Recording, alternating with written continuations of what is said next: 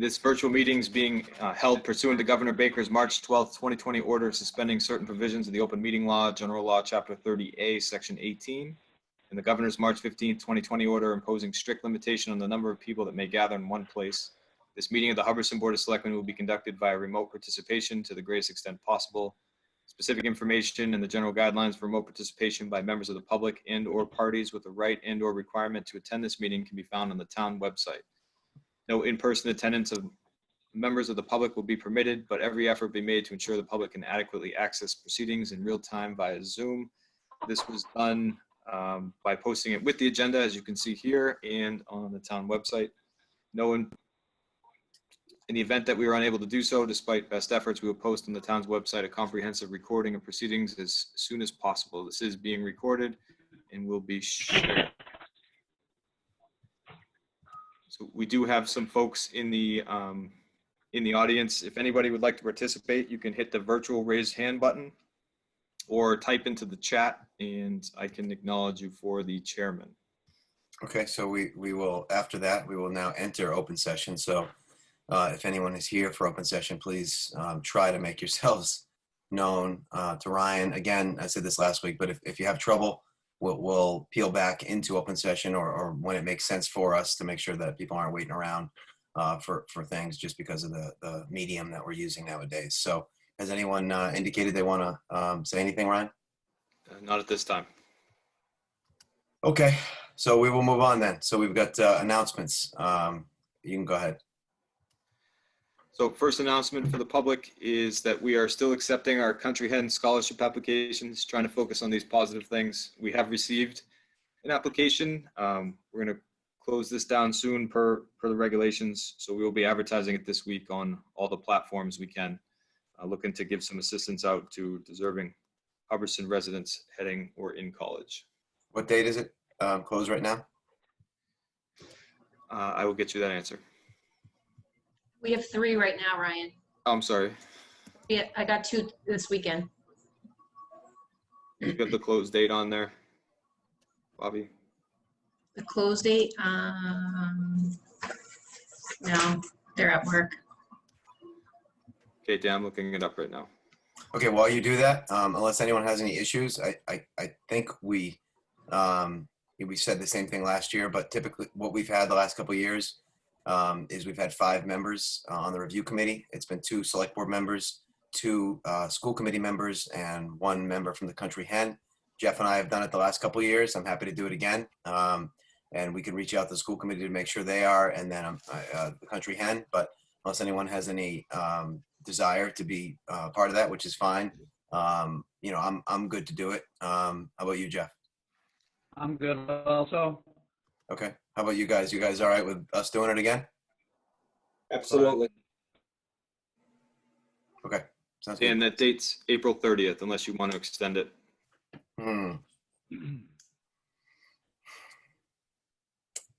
We've extended it in the past, but that's really because we either had 0 or 1. You know, although it is a kind of a tricky time right now out there. I don't know what you guys think. I think we extended it a couple weeks in the past, you know, to May 15th or middle of May or something. What do you guys think? Well, we're going to, as we have in the past, we'll be able to read their presentation application as we did before.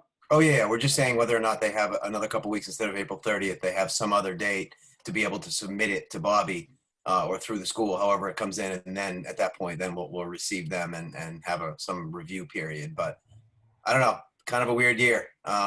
You think it makes sense, board here, to maybe put 2 weeks on it, like everything else sort of in the world? Yeah, I don't have a problem with that. Yes, you should extend it. All right. Send out another, can we somehow send out another notice or whatever, just so that they realize that people can still apply or whatever? Yeah, typically what we've done here is you know, we posted it Facebook town, Facebook wise, and then we've Yep, and we've sent a note to Jessica Bennett at the schools to sort of send that final notice out to say it's been extended to May You want to just pick we'll do 2 weeks, May 14th. Is that all right with everyone? Sounds Yep. good. Okay. So you guys take care of that, Ryan and Bobby? Will do. Thanks. We had like 8 or 9 last year. It was great.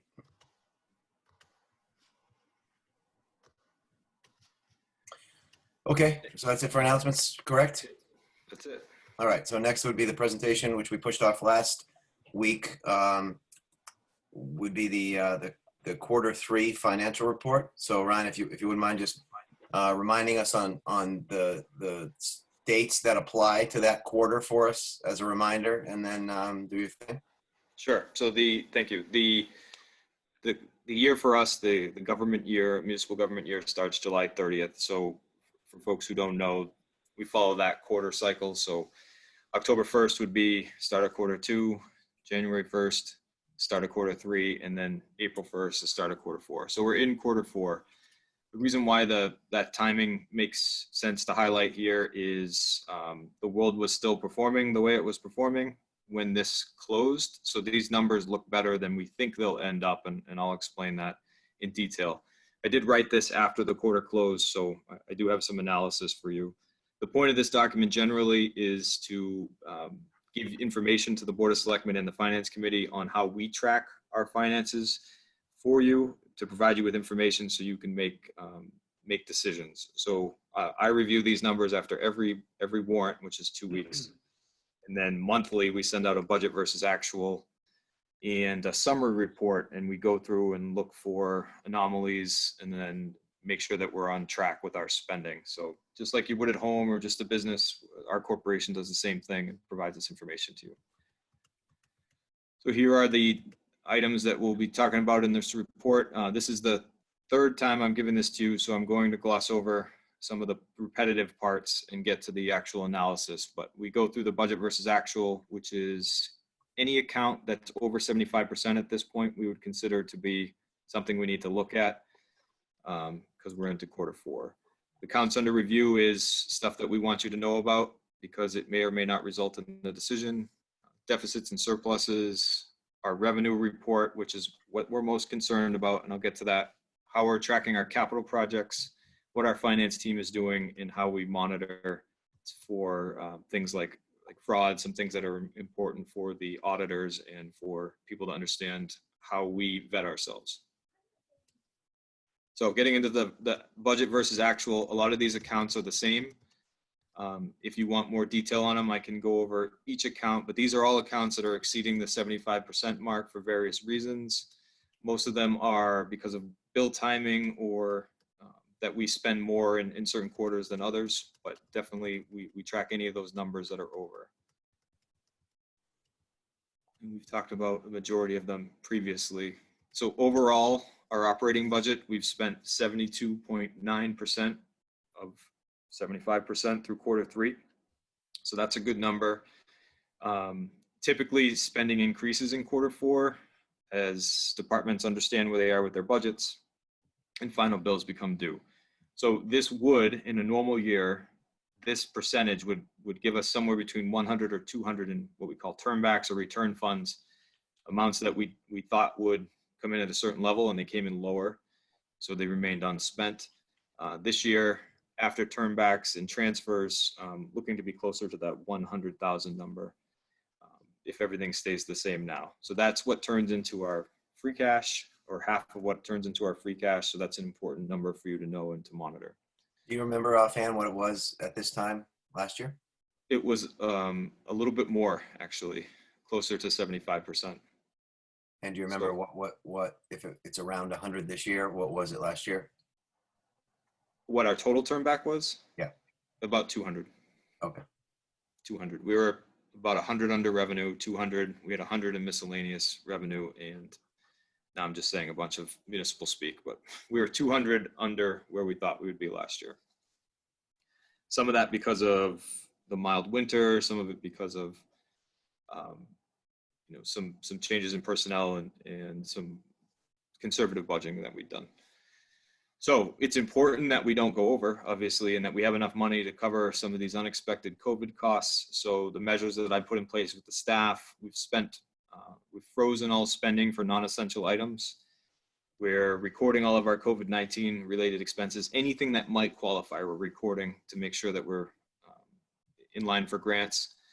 And then we will be looking for departments to cover their own overages, so to speak, within their own budgets first before seeking money elsewhere to try and make sure that we come in where we want to come in.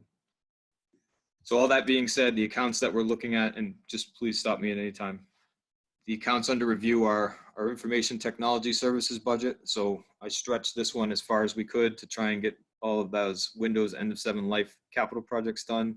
And then we added some software this year to include Viewpoint, which is our buildings department software that's been delayed a little bit, but we do expect that to start before the end of the year. And then we transitioned to Vadar, which had a cost to it as well. DPW intergovernmental, that's their details. That's traditionally underfunded, and we hit that number really early in the fall, the 5,000 that's budgeted for that. So looking at a 10-year adjustment on that account, essentially $1,000 a year to try and get that closer to where it's actually spent. And that's all contractually required. Building maintenance, our Slade, it's been a bad year in many ways, but our Slade building budget had a bad year. Required a lot of adjustments and renovations to the senior center, air conditioning and heating. We did change the locks and worked on the ramp, we did that way before the world turned upside down. And then we've been adding some costs to sanitize, et cetera. So we're hoping this comes in under. It depends on these last oil and heating bills, but it could exceed appropriation by 1,000 to 2,000 is where I'm conservatively highlighting to you in the Finance Committee. Police, I know this is something we've talked about many times. We have increased our staffing for the state governor's stay-at-home order and received feedback from the board on if this was to extend past May 4th, what alternative would we seek because of the cost to man with 12-hour shifts, 2 men guaranteed. So we will be providing options and lessening the stress on this line item, but it will exceed the appropriation by at least 10,000, up to 30 if we were to keep our current manning by the end of June 30th. And then our 2 vehicle lines for police and fire are maxed. We did transfer to cover the fixing of the cruiser. So as long as nothing else goes wrong, that line will be fine, but it has no tolerance for any additional. Fire, we just received word that to know the state of repair for engine 3, it's $4,000 that we have to spend that's not in the budget currently. And it could be up to a $30,000 repair once they're able to diagnose it. So it's $4,000 just to get there, and then up to $30,000 to fix it, hoping to be on the low end. It could be a small thing, and it could be up to that big $30,000. I should know more about that by the end of the week. So deficits, looking at somewhere between, I know it's a huge range, but 12, 14 to 50, 55,000 in expected deficits. So surpluses, these are budgets that we expect to come in under where we said we would. One of those is health insurance. We put a small cushion in health insurance to make sure, because we do have to offer it to any employees that come on. Not every employee takes it. So it's best practice to have a small cushion. Dispatch services came in below their appropriation based off some grants. We paid early for regional retirement. So 1% of that big bill comes back to us. Monty Tech came in well under their appropriation in their final 20 budget. They don't approve their budget till the fall. Some people don't know that. So that's why we always find out if they're a little bit less or a little bit more in the fall. Snow and ice, we had a surprisingly mild winter, so we'll have a significant turn back with snow and ice, which is good and helpful. And our legal fees this year have been about half what they were last year. So there's a substantial surplus there. We're expecting, based off these known issues, 50 to 100,000 in turnbacks. So that's where I'm coming up with the 100,000 number. So about half from these big accounts that we know that there's surpluses, and then smaller accounts adding up to about 50,000. So there are a Right. number of those that we have no control over, snow and ice and all that. But I just do want to recognize the fact that you took the legal fees as sort of an almost pet project over the last couple of years. So definitely appreciate your efforts there, and that looks like that's kind of been going how you had wanted it to. Yeah, it was, putting in some controls, and you pay me to provide a service. So I try to make sure that we do all of our research and use all of our free services before we go to our very good town council. So it's been working, and we haven't had any major issues, knock on wood. So that helps too. Ryan, I wanted to thank you too. Dan stole my thunder, but I know you've mentioned in the past you were very conservative with the legal, and appreciate that. Well, thank you. I just want to make sure everyone knows that when we do need to go to council, we do. So I'm not like preventing it from happening, but No. you don't have to go for everything. Okay, continuing on. Revenue report is something we've added this year. So revenue, we're at 74% of our revenue expectations as of March 31st. I had to remember if there's 30 or 31 days.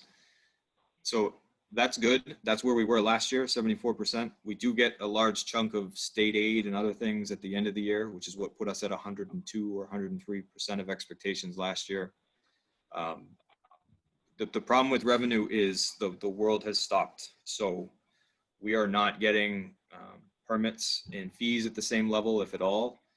And we do expect that some people will have difficulty in paying their taxes. Luckily for us, 80 to 90% of our taxes come in through escrow services. So we should have most of our tax revenue that we expected. The banks are going to protect their investments is what we're hearing. We've already received a couple payments for this last commitment.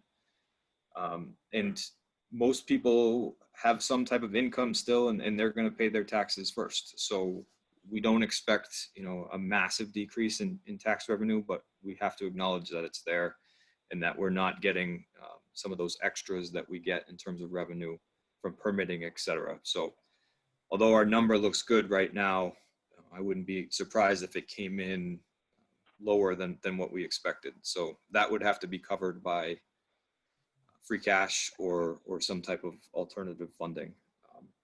Right now, if I had to bet, I would say that we're good, that we're going to hit our number exactly. That's not great for the town because normally we want to be conservative and come in low and have revenue come in high.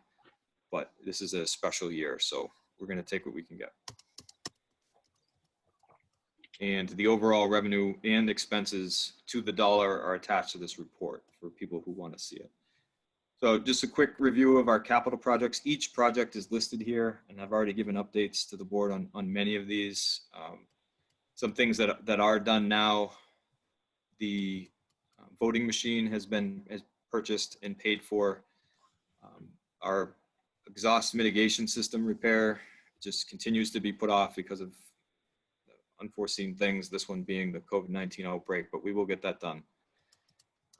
We still have our appropriation for the town center reconstruction, and we'll be looking to get the remainder of that at this town meeting still. We should still be able to accommodate that.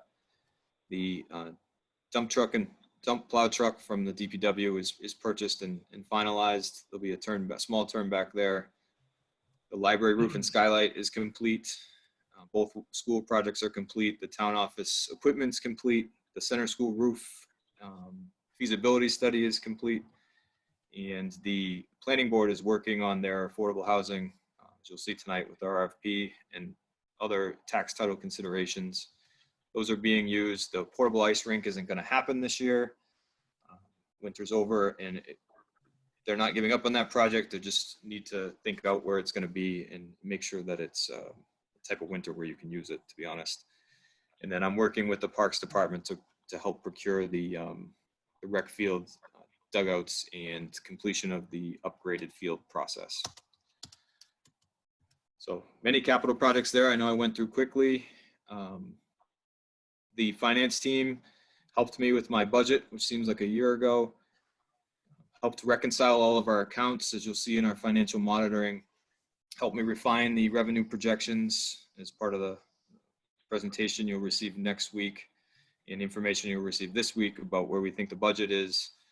Our tax title, Sandy did a great job entering all of that into Vadar, so we're now fully switched to the Vadar system. And then our finance team has been helping everybody operate remotely, which is no small task. So in terms of financial monitoring, this is the stuff that comes up during the yearly audit. It's important for us to monitor and look for any red flags.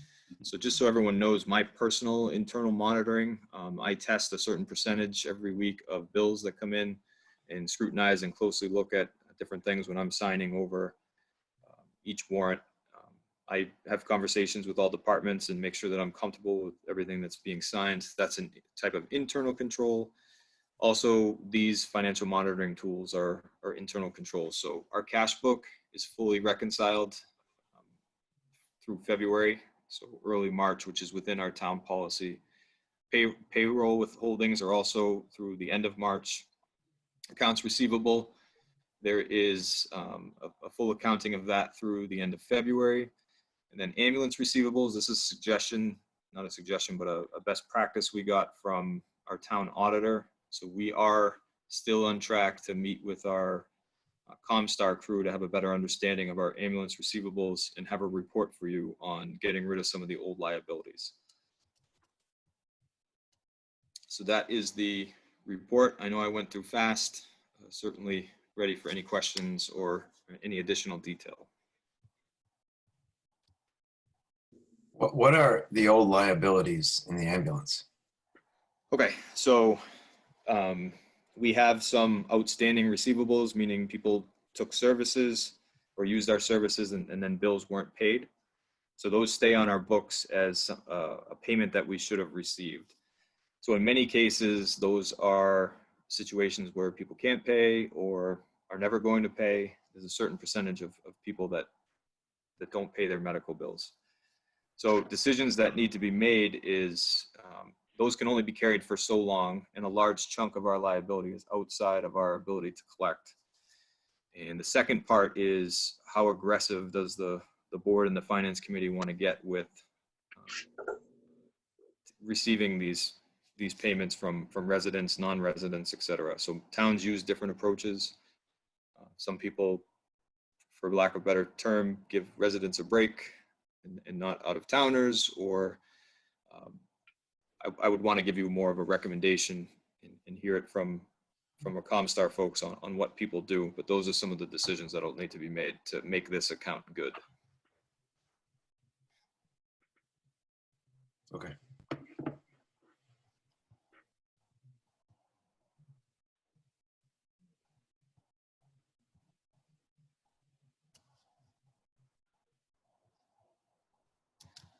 The rest of the document is just the expense and revenue. So you don't have a document that has all the pluses and minuses for us? For the budget? No, sorry, for the overs and underages we talked about previous sections there. I'm not necessarily asking for it. I thought you had alluded to the fact that those were all itemized somewhere. Each section has its own itemizing. I went at a high level. Yeah. Okay. No, that's totally fine. I meant these where we were expecting surpluses or deficiencies. Health insurance, I don't know yet, but I expect it to be more than 10,000. Dispatch is a little under 5,000. Same with regional retirement. Same with Monty Tech. Snow and ice, I expect to be somewhere around 30,000, and our legal fee turn back will be about 10 to 12,000. All right.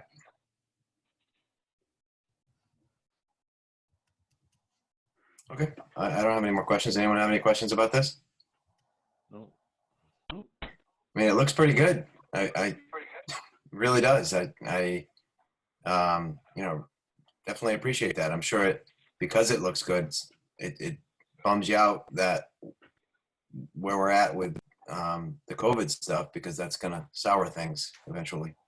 It does. And since this is part of this budget item, I'm going to be recommending somewhere around a $50,000 reduction in our local receipts, a hold on our state aid. So if you remember, where the school budget currently is, we had a $200,000 deficit. So add 50 to that. The schools have said they're going to make cuts, but they haven't done anything with their budget yet. So that's where we're going to be at with the budget. So we're looking at pretty major cuts unless the board wants to use one-time funds, or say the town wants to use one-time funds, or we're willing to gamble with the revenue and maybe use one-time funds later, which is a stronger recommendation. I'd want to give you the numbers, but yeah, we looked really good and we were on a great path, and I think we're in better shape than a lot of towns, but no one's going to escape this budget crunch. So there really hasn't been any, I'm just thinking about school buses the other day, right? There's 60% of the year essentially went through six full months of school, and then essentially 4 hadn't. It's give or take. I know that, but there's X amount of buses at $50,000 per year. We've heard for years and years, and there's 40% of those that aren't being expended by the schools this year. So, it's just one thing that has, ramifications. So none of them have come up yet, right? I mean, everyone has just pushed everything to the side still for now to just keep things sort of going remotely. It's different. Each district has a different approach.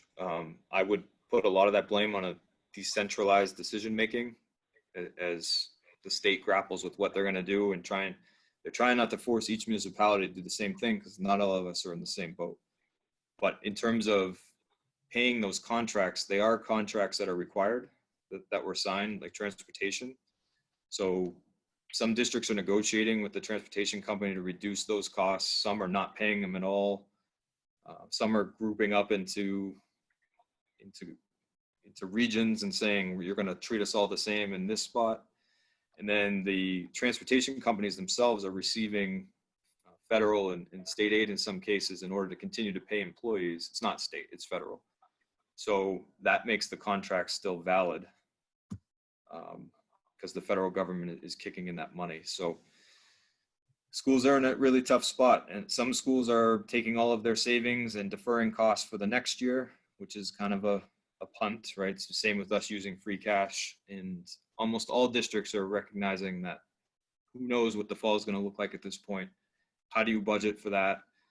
Knowing full well that municipalities are just getting destroyed with revenue based off, and everybody is. So I don't want to just say it's municipalities. It's people, it's families, it's towns, states, and federal government. It's all getting whacked right now. And we just got to take our best guess at what 21, an educated professional guess at what 21 is going to look like, and how much risk we're willing to take, how much of our reserves we want to use, and how much we want to cut our services. What we're seeing a lot in the sort of private sector now is whether or not force majeure is being optioned. And it's such a vagary right now. It's going to be falling, unfortunately, into a lot of legal hands as we move forward here. And I'm not saying just us or whatever. And hopefully, it's the thought process of whether or not to just sort of do our best to stay away from it getting into that situation, whether it's the schools or whether it's us, so that it just doesn't become a protracted, half a decade effort. Yeah, it's certainly unprecedented. And the part that is tough is if the federal government comes in and pays some of these bills, then they're going to take it from somewhere else. And the same with the state. So we have to understand what they want to do or what they're going to do before we can act. So will the state use one-time funds in order to keep our state aid numbers whole, which would allow our budgets to survive this year? If so, they're going to have to use their reserves. And then what does that mean? Where are they going to cut from? Which pot will it come from? We could see a situation where they keep our unrestricted state aid the same, but lower our pilot agreements for our state land. So we got to see how that plays out, and they got to make those decisions soon. And we're putting pressure on them to do so, because I need to give you better information. Okay, well, we appreciate it. Sounds like that's probably it for now on that, unless anyone has anything else. Okay. There's plenty more coming on that. Okay. So we're up to new business. Do we have anyone else, first off, who's on right now? That's looking to speak. I don't have anybody, no. Okay, so the reason I'm saying that is we do have item 4A, which is Hubbardston High School senior banner discussion, but we are right at 7 o'clock. So unless anyone has any issues, Pat, I know you brought this one up. Do you have any issues if we just get the poll petition done first and then go to that item, Pat? Yeah, that's fine. Okay. All right, Ryan, why don't we get the poll petition going then? Okay, I'm going to call up the document. Is anyone in the attendance here for the poll petition from National Grid? Mr. Williams, I'm going to bring him in.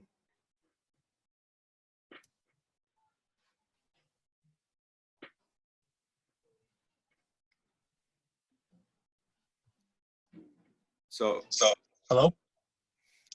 hi. So your name's showing as Robert Williams. If you just want to introduce yourself. Yeah, my name is Robert Williams. I'm a designer for Worcester. I do Hubbardston normally when I work. So, yeah, I'm doing the 3 poll petitions today. Okay, so I'm going to call up the documents so we can all see them.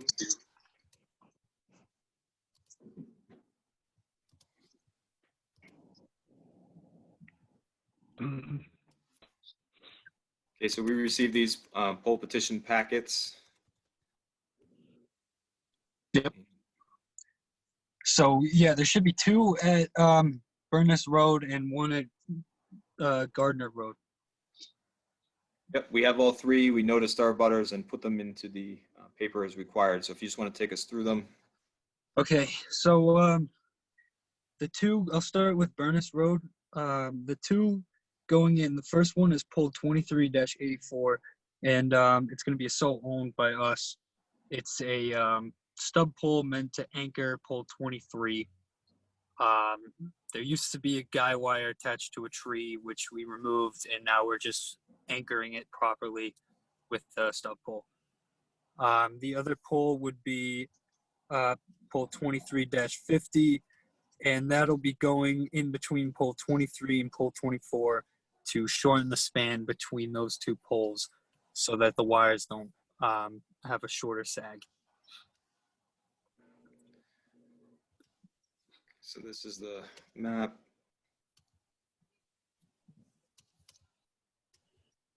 Sorry if I'm making anyone dizzy. Yep.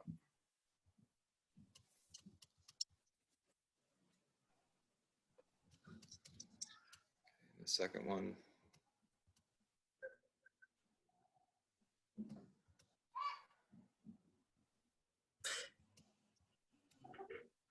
Okay, and then the third one. Okay, so this is on Gardner Road. It's a pole that is also guide to a tree. It's a pretty old pole, so it's being replaced with a new one, but we need to get rid of the tree guy, so we're looking to install pole 2-84 as a stub pole so that we can properly anchor that one too, and that'll be just across the street from it. I believe Verizon wants to get in on that too.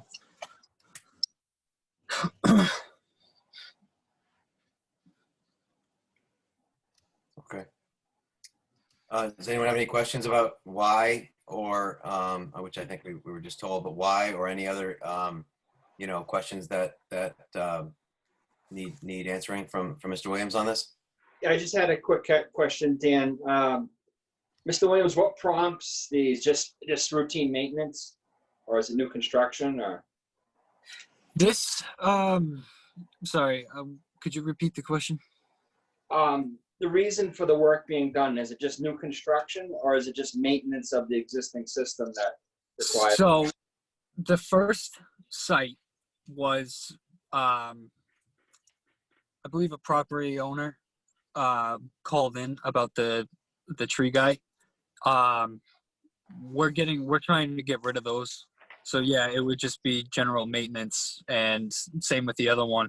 That one was actually, I saw it when I was out working, and we ended up making a job for it to get rid of it because it's not in a good location, and the tree is pretty old too, so it'd be good to get it out of there. Absolutely. Thank you. Okay, any more questions?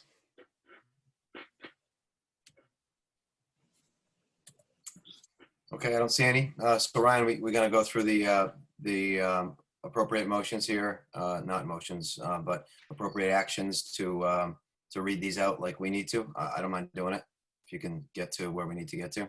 Sure. Sorry, I had to move. No one wants to hear my kids at bath time, so just calling this up.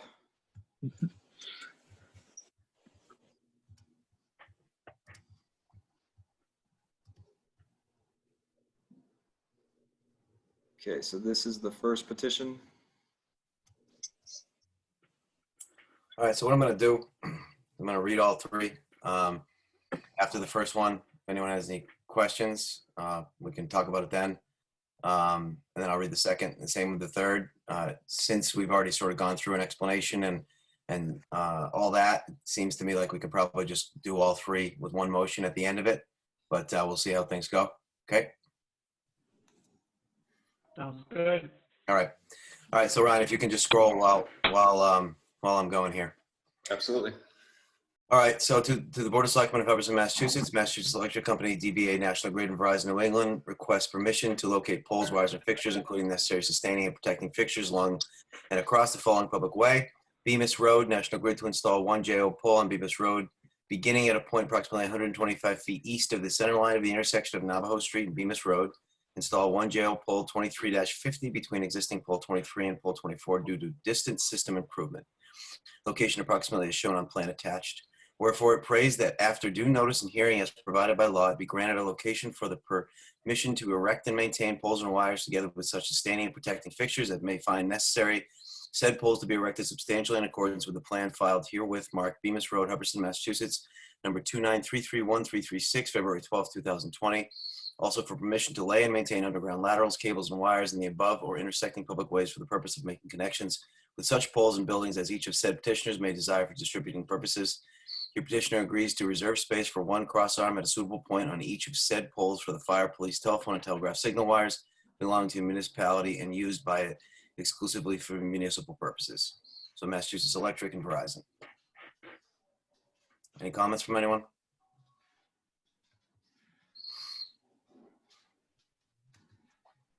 Okay. So here's the second. To the Board of Selectmen of Hubbardston, Massachusetts, Massachusetts Electric Company, DBA National Grid requests permission to locate poles, wires, and fixtures, including the necessary sustaining and protecting fixtures along and across the following public way: Bemis Road, National Grid to install one SO pole on Bemis Road, beginning at a point approximately 61 feet southeast of the center line of the intersection of Navajo Street. Install one SO pole 23-84, a stub pole, anchor guide to replace a tree guide per customer request. Location approximately as shown on plan attached. Wherefore it prays that after due notice and hearing as provided by law, be granted a location for it and permission to erect and maintain poles and wires, together with such sustaining and protecting fixtures as it may find necessary, said poles to be erected substantially in accordance with the plan filed herewith marked Bemis Road, Hubbardston, Massachusetts, number 29331-336, February 12th, 2020. Also for permission to lay and maintain underground laterals, cables, and wires in the above or intersecting public ways for the purpose of making connections with such poles and buildings as each of said petitioners may desire for distributing purposes. Your petitioner agrees to reserve space for one cross arm at a suitable point on each of said poles for the fire, police, telephone, and telegraph signal wires belonging to the municipality and is used by exclusively for municipal purposes. And this one is Massachusetts Electric, DBA National Grid. Any comments or questions? So Chris raised his hand, Dan. Hey, Chris. Hey, Ryan. Can you and Mark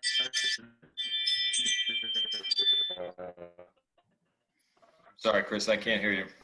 share so we Can't hear them at all. understand? You want to type in the chat? Can you enlarge your screen share? He's asking to enlarge the screen. I think he had done a chat thing before too. I'm not sure if that's. Oh, okay. Yeah, I can do that.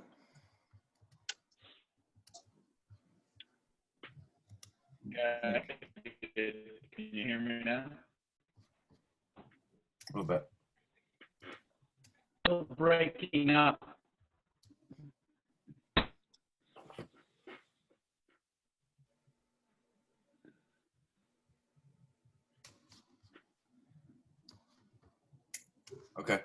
This is the third one. I'm going to carry on unless somebody says no. Okay. Yeah. All right. To the Board of Selectmen, Hubbardston, Massachusetts. Massachusetts Electric Company, DBA, National Grid, and Verizon New England, Inc. requests permission to locate poles, wires, and fixtures, including the necessary sustaining and protecting fixtures along and across the following public way: Gardner Road. Sorry. My fault. National Grid to install one JO pole on Gardner Road, beginning at a point approximately 400 feet northwest of the center line of the intersection of High Street and Gardner Road, and continuing approximately 20 feet in the southwest direction. Installing stub pole 2-84 and anchor across the street from pole 2. Remove tree guide and support pole 2. Location approximately is shown on plan attached. Wherefore appraised that after due notice and hearing is provided by law, it be granted a location for and permission to erect and maintain poles and wires, together with such sustaining and protecting fixtures as it may find necessary. Said poles to be erected substantially in accordance with the plan filed herewith, marked Gardner Road, Hubbardston, Massachusetts, number 295-07537, February 25th, 2020. Also for permission to lay and maintain underground laterals, cables, and wires in the above or intersecting public ways for the purpose of making connections with such poles and buildings as each of said petitioners may desire for distributing purposes. Your petitioner agrees to reserve space for one cross arm and a suitable point on each of said poles for the fire, police, telephone, and telegraph signal wires belonging to the municipality and used by exclusively for municipal purposes. This one is Massachusetts Electric Company, DBA, National Grid. Any comments from anybody? Just, it was a great job, Dan. Yeah, that was fun. That's why you become a selectman right there. That's it. Read no screen. Okay, well, if there are no questions, I guess we can start the process of approval or disapproval. So the motion would need to, you could accept the order as presented for each, and a vote for each one of the lots. So I'll bring up the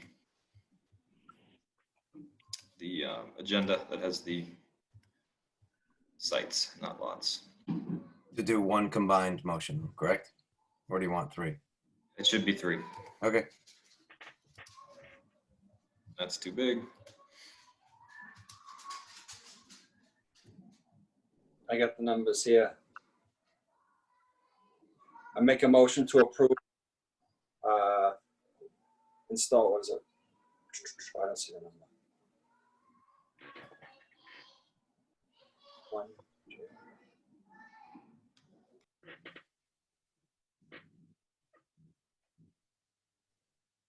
I make a motion to approve, but I don't, is it just one JO pole? You could read it right off so approve the order for National Grid to install.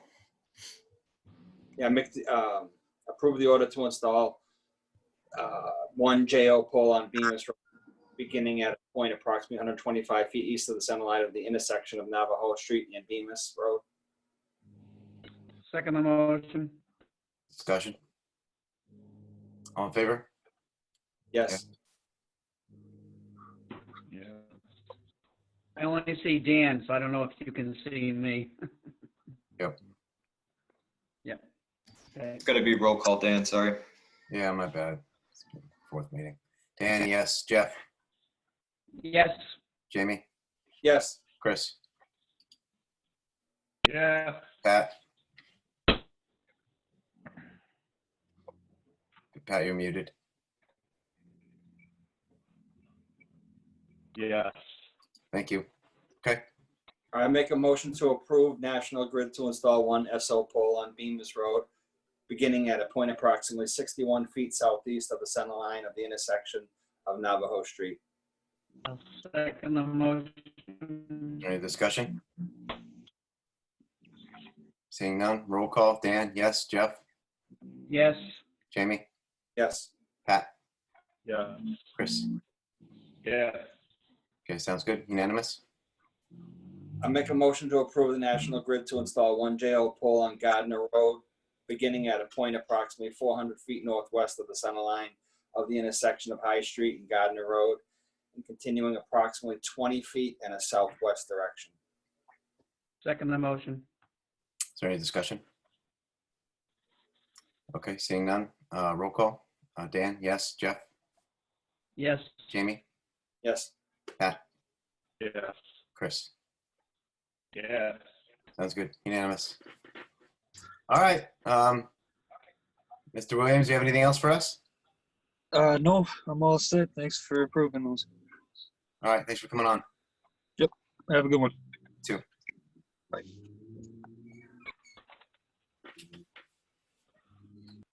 All right, moving on. And we're mobile now, I guess, in the at the McLean compound. Venue 3. We're gonna be in the closet soon.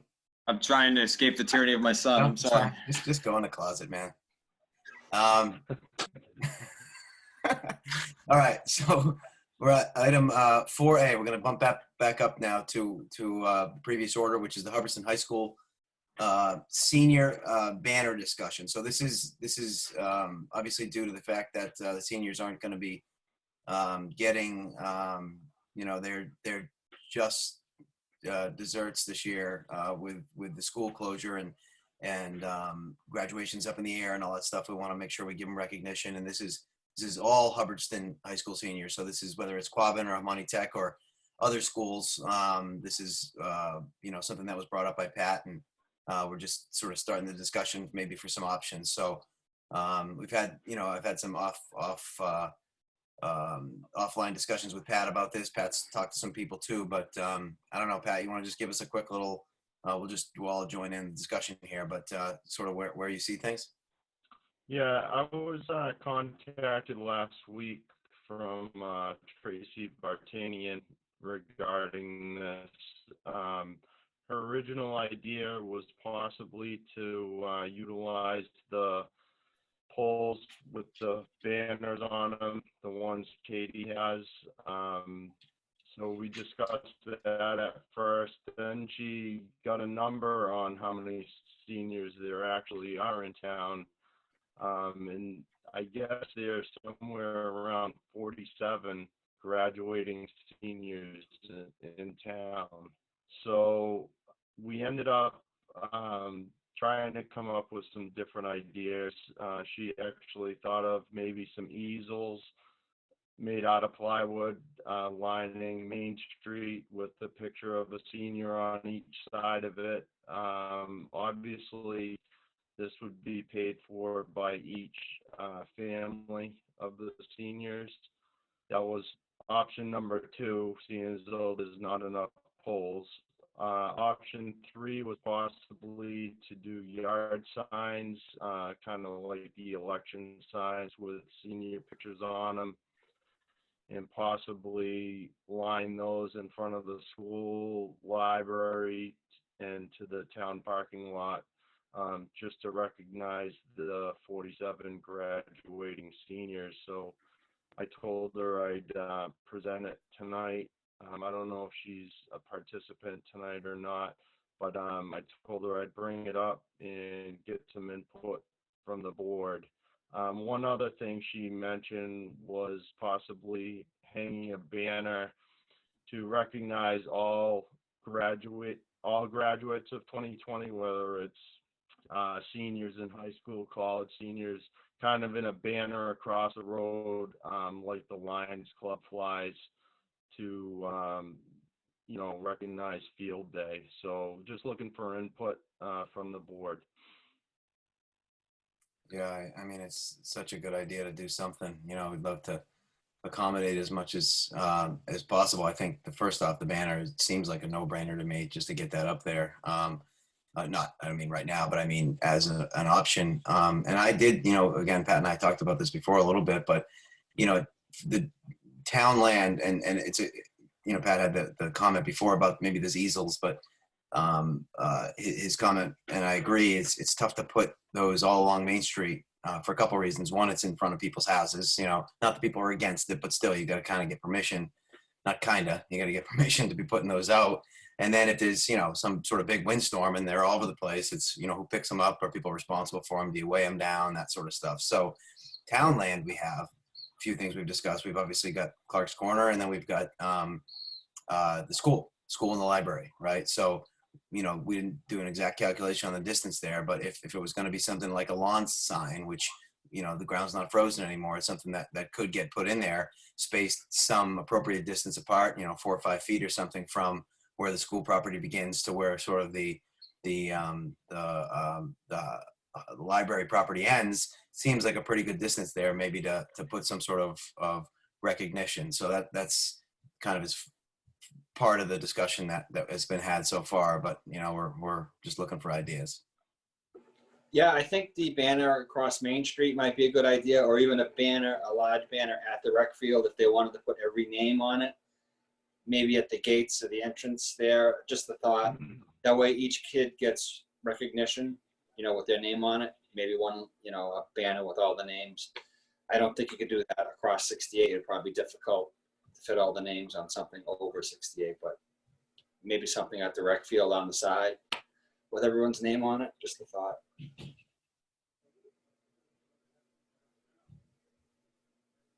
Yeah, one thing we want to make sure is we're cognizant of vandalism. Not that would necessarily be subject to it, but we want to make sure they're in places that are less likely well lit, at night, sort of thing. So less likely to have issues with vandals. So Yeah. I don't know. I mean, it's I think as far as utilizing town property, which maybe where we come in, right? Whether or not we're authorizing that, I can't imagine, I'd have any issue with utilization of property as far as, organizing the effort that would go to someone organizing a group to do this, which sounds like that's already sort of begun. So, I think they're just looking for ideas from us to help out as well.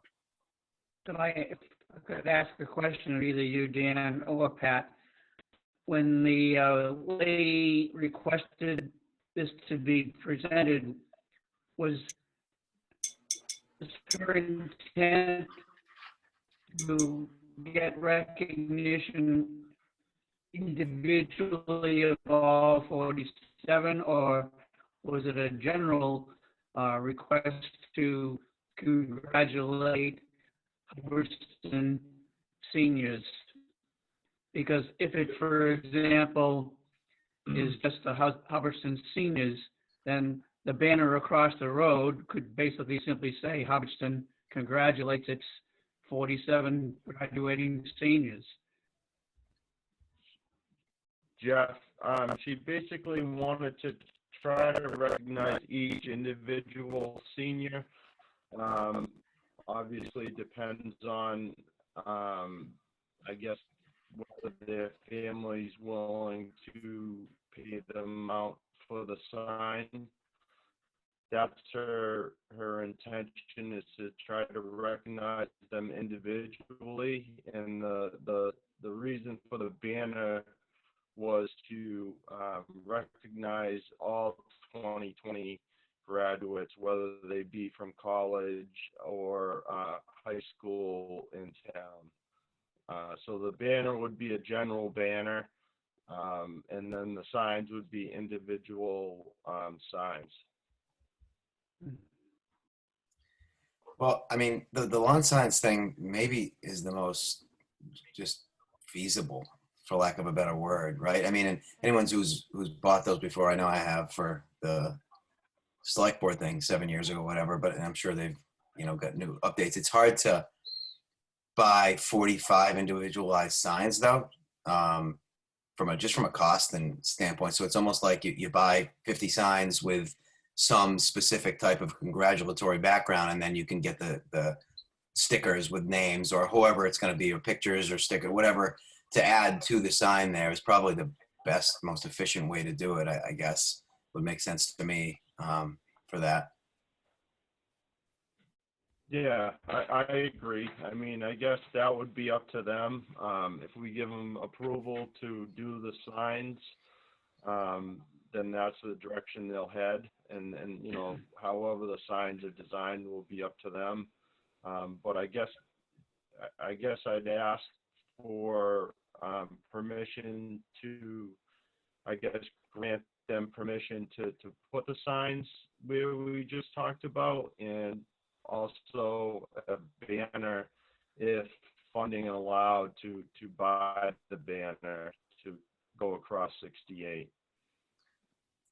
Yeah, I agree. I think the one thing we probably have to, even though I'm not like in love with this idea, but I do think in addition to authorizing, where the locations could be, is we probably need to do give a final look-see. And not that we don't trust that, people inherently, but we just have to sort of give a final look-see at before they were probably produced, just to make sure that there's nothing that would embarrass everybody. So I think that would just be one caveat that we would want to have on there on sort of the approval is just, it would take 2 seconds, but just so we can just sort of see the final thing before it goes to get printed and then, go from there. Okay. I don't know. Anyone else have any other thoughts on, I guess, what we're not doing is authorizing necessarily a specific type. I think we're just giving some ideas and spitballing here a little bit, but I think the locations of where they may go, it falls under our guys, like we were talking about. So, that might be something that we can act on now just to get things going there. I don't know. Ryan, do you have any thoughts on this? Just the approval of using the land is definitely a gesture. So we could find a way to do the banner and to use some of our staff resources to help as well. So those are some of the options that I could give you. Great. Okay. All right. Someone want to formulate a motion in their heads? I guess I'll make the motion to grant permission to place yard signs from the school, in front of the school and the library, and also a banner across Main Street. Does that sound right? Yes. I'll second the motion. Okay, thanks. Any discussion? Just if they have, if they want to change it up a little bit, like if they decide rec field or whatever, the board is receptive, so she can, when they come back, if there's little tweaks to it, we can look at it. That's all. Okay. And can I add that or suggest just amendment, Pat, to just say subject to a final review of the Board of Selectmen? Yeah, that's fine. I'll Okay. amend my motion. Okay. Jamie, do you second that amendment? Yeah, I second the amendment. Okay. Okay, Bobby, good luck with that. Is there any further discussion? Just a question, Dan, how would the review be done as long as we're sheltering in place? Ryan will just tell us.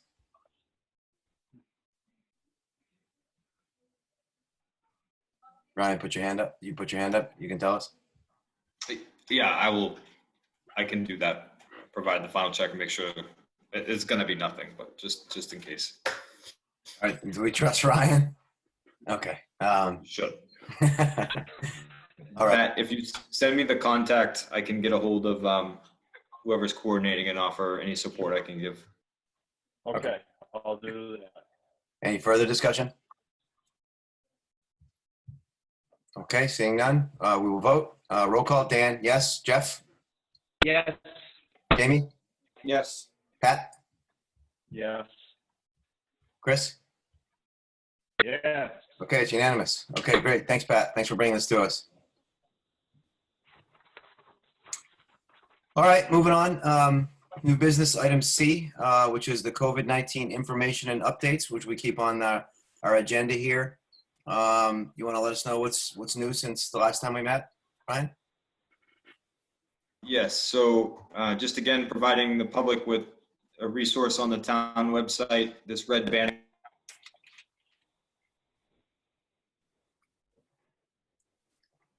On any page you go to on the website will bring you to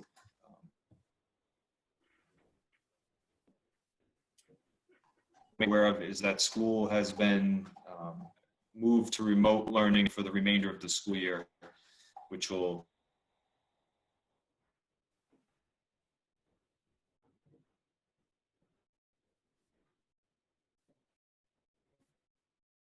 Ryan, just so you know, you're freezing up pretty good.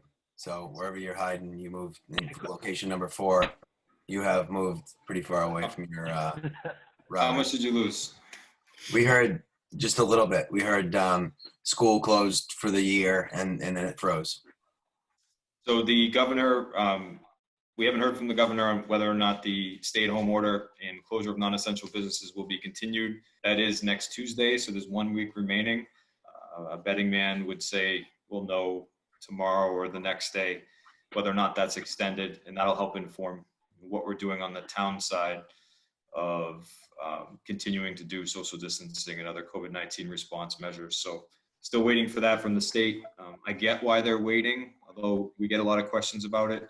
They want the most recent information before making a very big decision, which is how do we come out of this thing, work on our economy while still making sure everybody is safe. So I expect late decisions just for that ability to gather as much information as possible. Okay, so that's school closure. Now we have, town meeting options as a discussion point.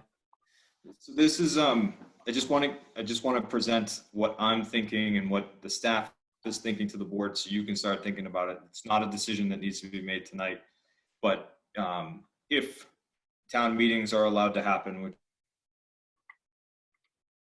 right now is still an if because we haven't gotten any guidance from the state, what that might look like. So some of the options that I've seen other people doing and have thought about for here is picture a checkerboard on the town common or a checkerboard on the parks, on the Curtis Rec Field, 6 feet apart, everybody in their own box, a central location where people can go to the mic without touching it, with a big PA system in order to facilitate an outdoor town meeting, which has weather implications, et cetera.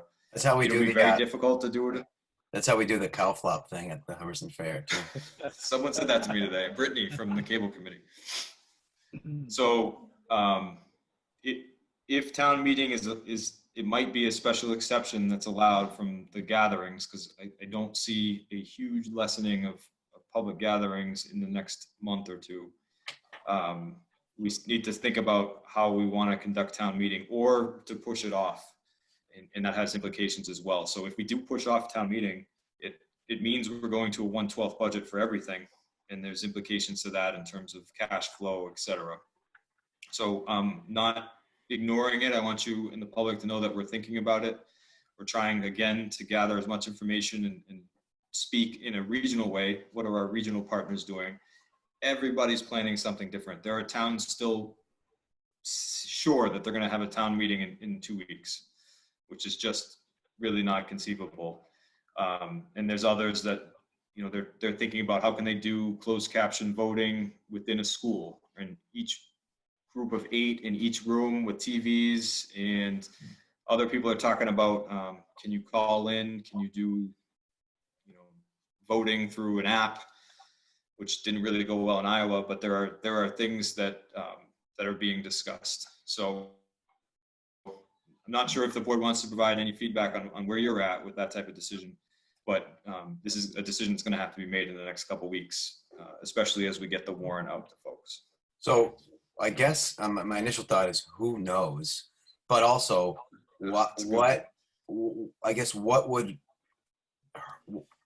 would be the drawback of pushing it to the maximum extent right now? Right. I don't mean specifically tonight, but maybe, we're meeting again next week, but soon, just saying, okay, without going beyond and now going to the 1/12 budget and the stuff we're talking about here, moving from, the first week of June to the last week of June or something like that, just to push it off so that it gives us more time for a certain inevitability there. Is there an issue with that? So there's a couple legal things. First, Renee has to do that, our town moderator. So has the only ability to extend it currently. I do expect the state to change. I think the moderator's obviously still in charge of town meeting, but can you push it off more than a month? I think that guidance is coming.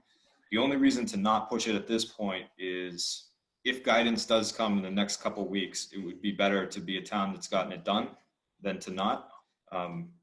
The downside being, who knows what participation would be like in this type of environment, and whether or not that provides residents a true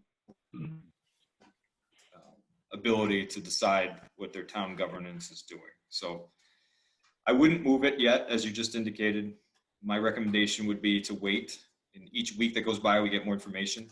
But in 2 weeks, we're going to have to decide something like that. So I just want to kind of gather thoughts and make sure everybody's thinking about what they want this town meeting to look like, because we might have to make our own decision.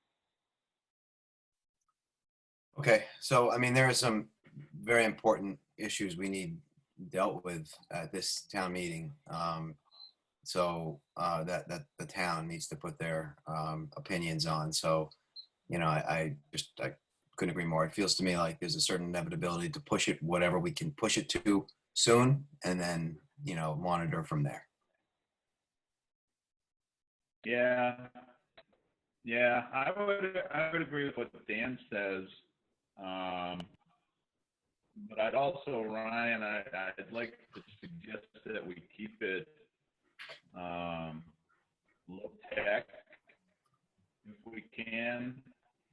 I like your idea of the rec field outdoors with spacing if that's still required. I'd stay away from anything electronic. I'd like to keep it, you know, similar to what we do manually when we go to the school and whatnot, and stay away from the electronic options. Yeah, and I don't want to take away to be that's an option right now. It's just things that have been discussed. The state would have to say that we're allowed to run elections that way or town meetings that way for that to be possible. It's just, I'm giving you everything that everyone is talking about, because everybody's trying to figure out, you know, what building or what piece of land or what option they have to run. What is our most important vote of the year? Right. Just thinking, keep it manual and keep it low tech would be my suggestion. Good idea. Yep, I agree. Even if we have to rent some larger sort of sound system, you know, that still would be worth it from my opinion. Use the PA on the cruiser. It's gonna be busy.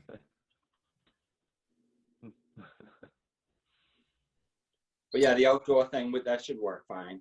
I mean, it's gonna be all new to us, but it'd probably be the safest.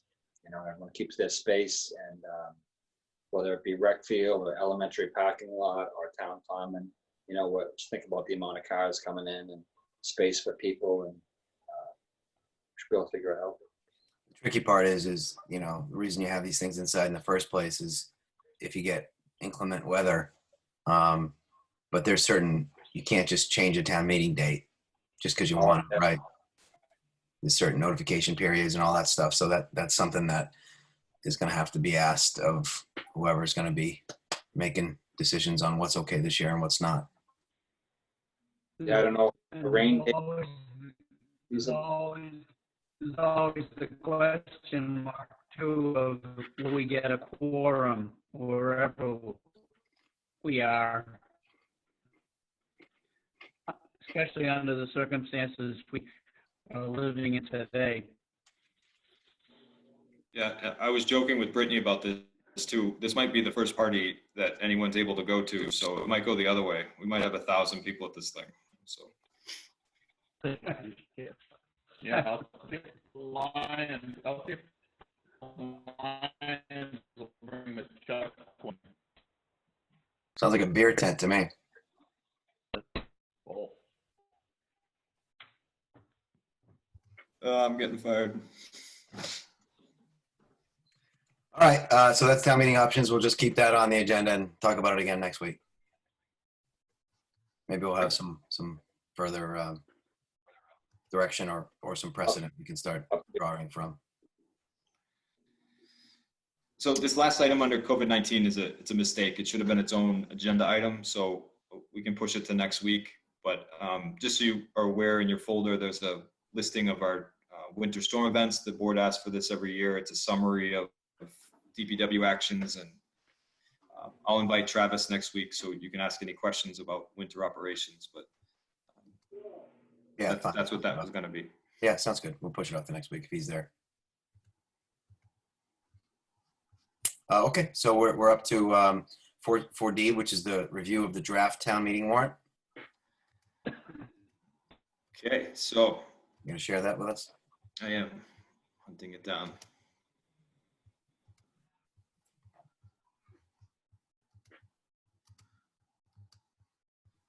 A lot of documents. Okay. Make it bigger.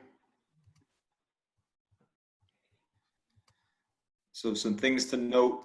I'm just going to walk you through the current draft as we have it. And what I'm looking for is not recommendations or votes from the board, but talk about order, any questions you have on any of the articles. And of course, if anything's missing and you want to put it on there, you have that right. So the warrant is closed as of tonight. We didn't receive any others.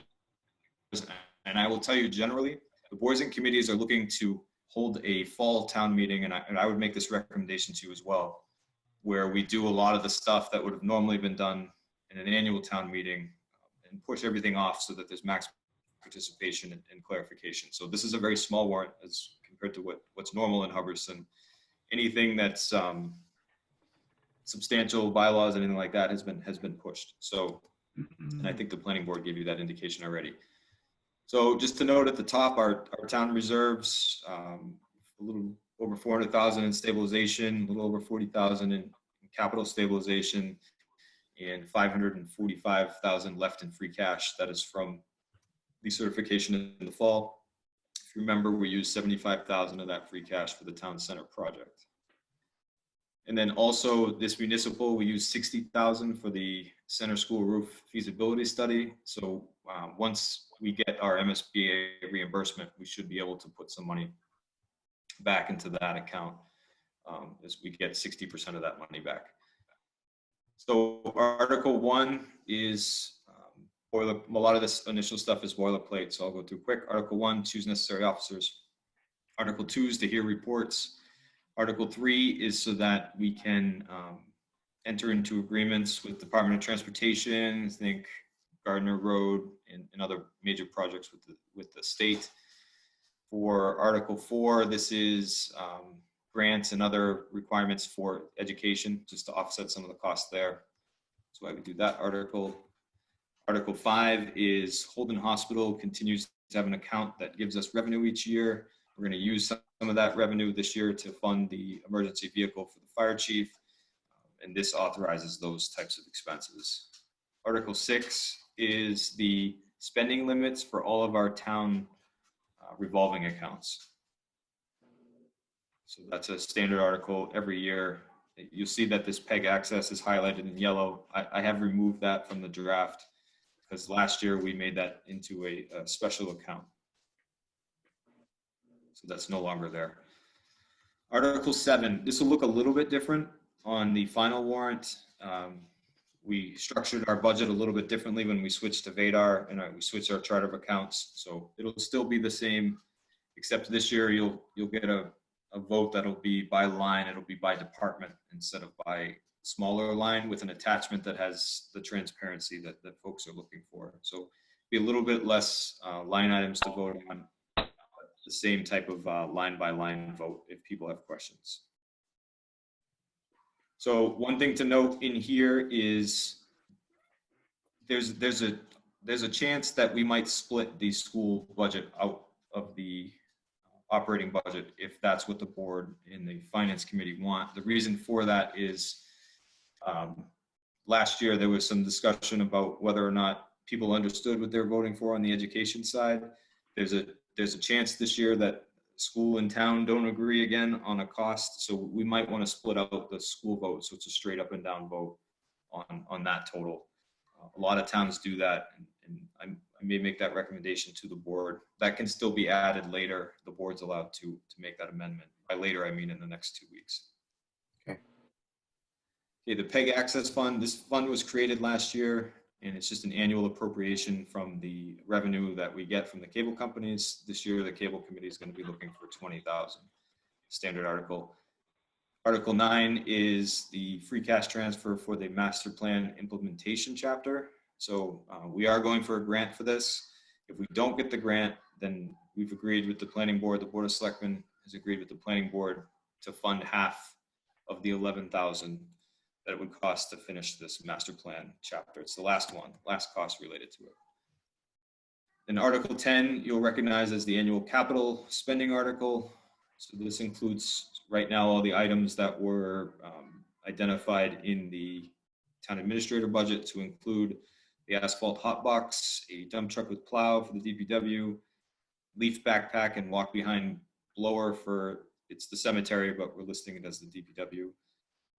Assessment and repair of the Hubbardson Library Foundation, purchase of vehicle cameras and storage equipment for video storage equipment for the police department, repairing the Curtis Rec bandstand roof, repairing and paving the Slade Building parking lot, and funding the rest of our IT project with the town department computers. And that is primarily public safety computers, the ones that are located in the vehicles, which are the most expensive. I predict there are going to be a number of questions on, well, maybe not all of those purchases, but a number of those purchases on whether or not things can get pushed off a year due to the year that we've just been going through. So I just feel like that's going to happen. Okay. So actually, there's only a couple articles left. So the CPA article, this is to estimate the revenues based off the surcharge we put on residents for CPA, and anything else that comes from that. It's a standard article. Article 12, we've removed. We removed that. The finance team removed that today, so you won't see that in the next draft. In this document, Article 13, so the Community Preservation Committee, through their CPA funds, has voted to appropriate $200,000 or recommend the appropriation of $200,000 to replace the Rainbow's End Playground. So what they voted for was a transfer of $50,000 from their undesignated reserve, and then up to 7 years to borrow $150,000, the remainder for repairing and using CPA money to pay for this loan. So this is also has the potential of being grant matched, which means we wouldn't have to borrow as much if the grant actually went through. And there's lots of options in terms of borrowing, and that's why it says 7 years up to 150. And of course, it could come in under the 200, but that is what the CPC is advertising right now. Okay, Article 14, and I have. Let me bring Margaret in. If she's still here. So Margaret Wood is our representative from the OPM, who's helping us with the center school roof.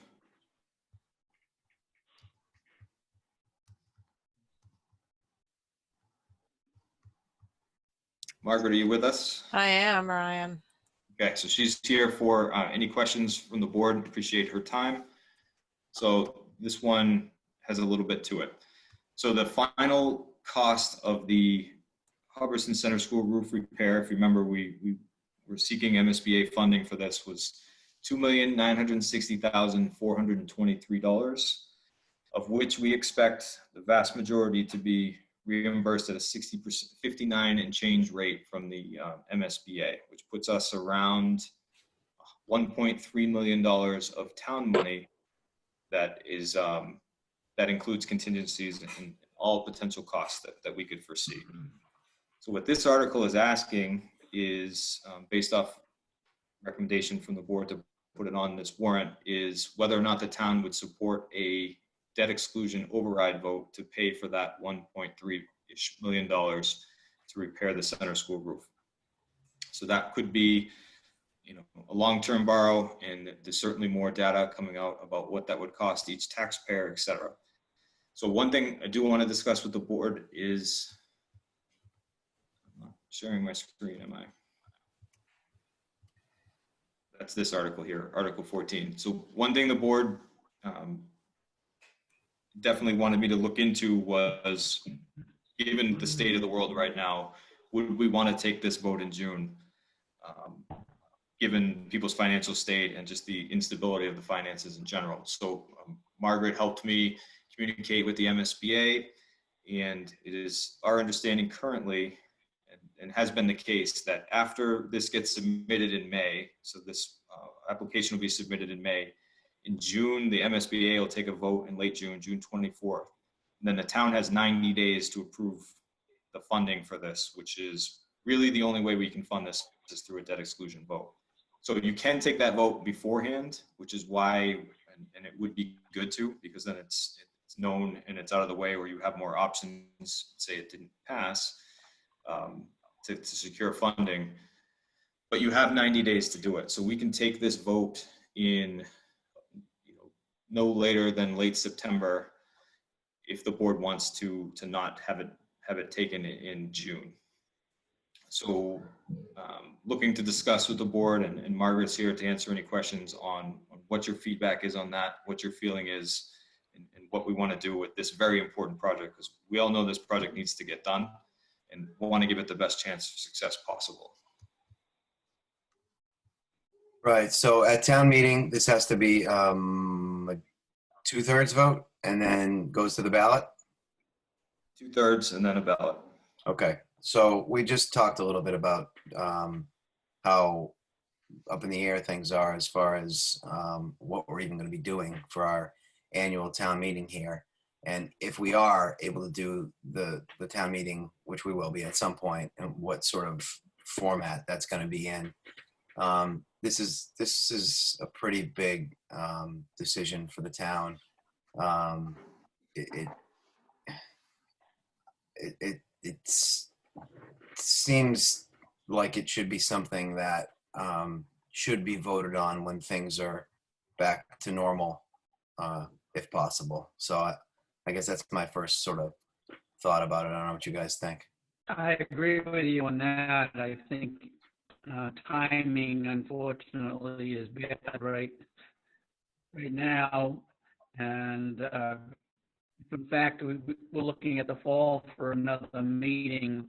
Hopefully, we might have some degree of normalcy, and where we could have a more normal, if you will, town meeting. Because I agree with what you're saying. It's an important item. It's an item that we have to do whether we like it or not. So I'm with you on that. Just to add to it, it's even town meeting isn't my biggest concern on this. It's because you never know what's going to happen, but there's a lot less people that go to town meeting than people who go to the ballot. And I just don't think there's going to be many people who are comfortable going to a ballot, a week after town meeting in June. So because that's the case, we just be severely, sort of knowingly limiting the amount of input we'd be getting from the constituency, and that just doesn't quite feel right. Mm-hmm. I agree. What's the furthest we can put it off? We could do a special town meeting, which sounds like everybody's probably going to do a special town meeting. And if it is voted at the end of June by the Massachusetts MSBA. MSBA. Oh, You got man, it. I was falling down. Then we would have 90 days. So that annual special town meeting could be sometime in, mid-September or something, which is, not that odd of a time. Usually maybe a little bit later in the fall is when we'll have a special town meeting, but that would be the time we'd have it. And that would give us another sort of 3 months to see if things got a little bit more normal around here. And maybe Ryan can answer this, but what are the negative impacts of pushing it off? So the negative impacts, and Margaret, you can jump in with your thoughts here too, for me there would be a cost associated to this. I don't know if the cost outweighs the benefit you get from pushing it off, but the cost of running another town meeting and having another special election, because you'd have to have another election for this. And it might be a one-question election. The other thing is you're running right up against the deadline with the MSBA. So you would lose your ability to come up with an option B if things didn't go the way that we kind of need them to do, because this roof project is so important and this funding is so strong, would you have the ability to adjust? So those are the downsides, and the upsides being what I talked about are that who knows what participation levels would be if you're getting a proper representation, and if you're putting what is a very important project, maybe the most important one we have this year, in the hands of a situation that's really unknown.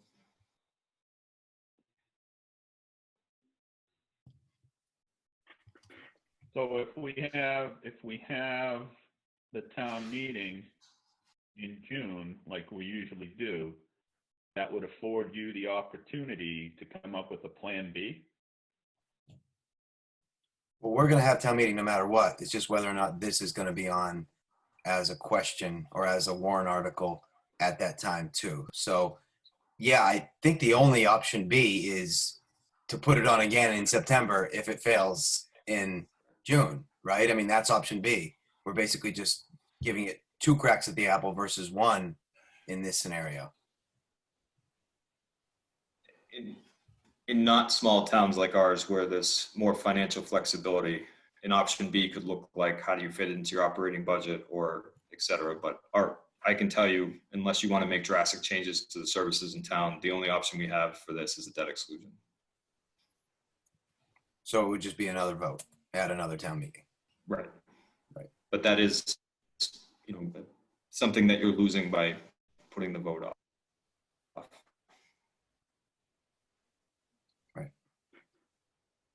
I think it might be worth leaving it on, and at least it gives us a second option to maybe inform people if it does fail at the first meeting. Yeah, I would agree with that. Me too.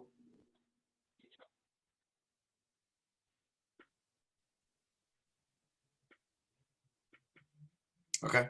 Anyone else have any more sort of comments on this? And I guess, Ryan, what sort of action would you like us to take here, if any, tonight, or whether or not we re-agendize it and have a little bit of time to think about it before we take action? So next week you have a public budget hearing scheduled. Okay. Where you take input on the budget and be a little bit different, because the budget will be in a lot more flux than it normally is. But you'll also take, and it can invite anybody to speak to each one of these articles to help you inform your decision. You don't have to make the call tonight, but you probably have 2 weeks left if we're going to hold town meeting in June. Yeah. Okay. I mean, I'm definitely not against giving it the best option to pass, which is probably what you guys just said there, which is to put it on, have people a chance to just understand what it is in the first place, and then if it fails, to deal with it again. Problem is just from experience, the sort of transparency thing, and sort of willfully putting something that important on there, kind of knowing that it's going to be a limited input from the public versus what it would normally be. That's my only hesitation. Otherwise, logically, what you guys are suggesting makes perfect sense. So looks like we have some time to toss around a little bit more. Yeah, due to the severity, of the roof, we need to get this fixed. And, even though this COVID-19 is around, we still need to try and get this project done. And, get the additional funding, help us cover the cost.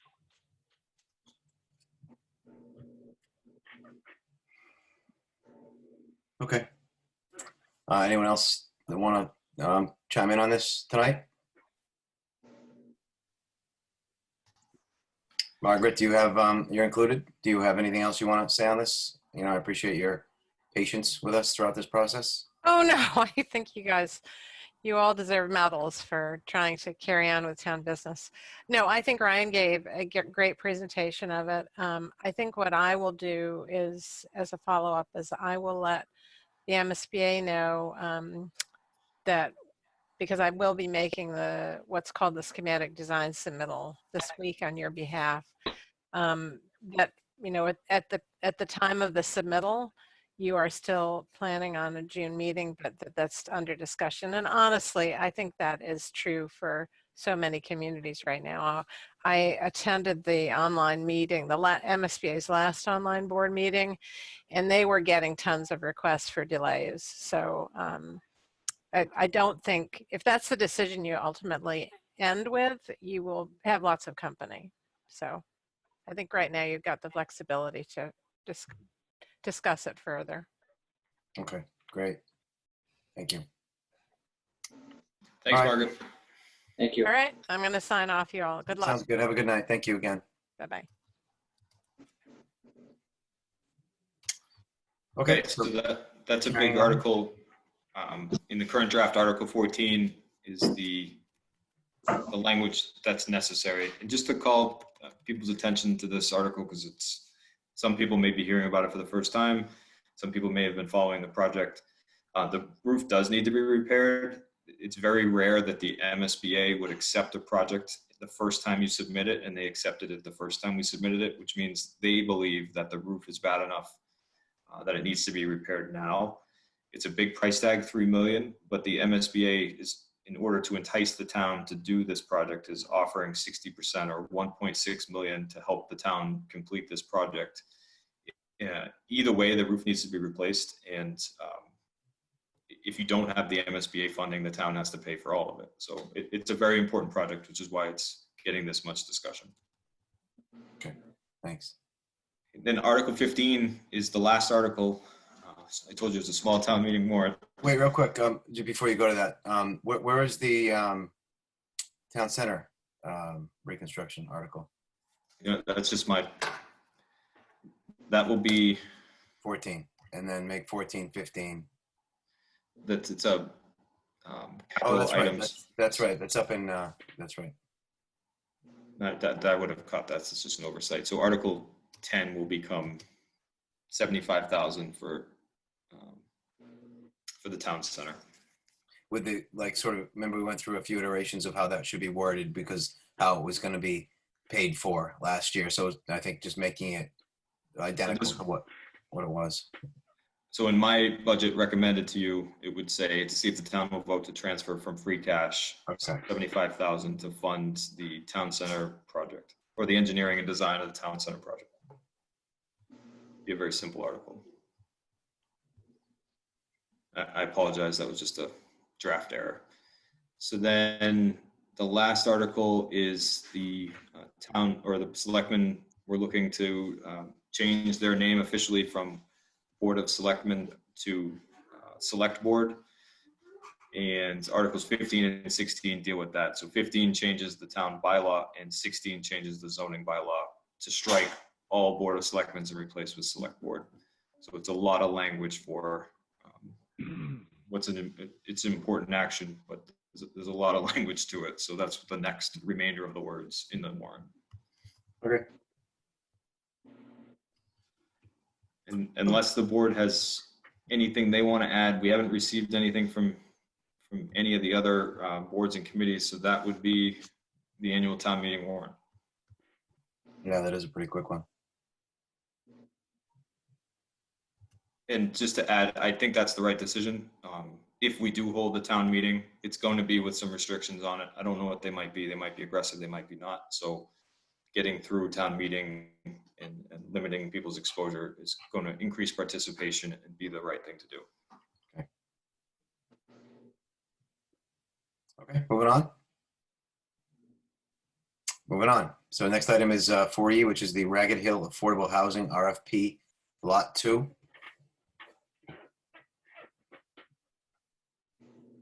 So the board, in looking at the Ragged Hill lots, I heard a presentation from the planning board. So of the 4 lots that we could sell or dispose of, the board voted to have one of them considered for an affordable housing option. So the option that was discussed was Habitat for Humanity. So donating the land to Habitat for Humanity for them to build a house with affordable housing restriction on it. So this RFP is part of that process. We can't just give it to one person when you dispose land. You have to put it out to bid. And in this case, the board, this RFP that's in your packet would allow the board to receive options for what affordable housing could look like.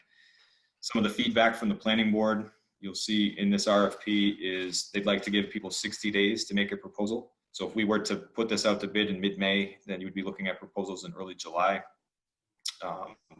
They wanted to make sure that that the request conform to existing zoning bylaws so it didn't get held up, which means it's going to be a duplex or smaller based on where it is in terms of options. And then they wanted to make sure that the language allowed for the donation of land. If someone like Habitat was to get this, or another nonprofit, the board would have the option of selling it to that nonprofit for $1 and foregoing some of the bid deposits that are required for land sales. So that's what this RFP is looking to accomplish. It would be done the exact same way as the last RFP you looked at. So we would advertise in the Central Register, advertise in local newspaper. We would advertise on our town websites and social media, and allow people the chance to bid on this project and see what type of affordable housing we could put on lot 2. Lot 2. So what the options that we're looking for the board to discuss are, is there anything in the RFP that you'd like to change? And if you're comfortable with the RFP and the process I laid out, voting to accept it. I don't have any comments. Anyone else?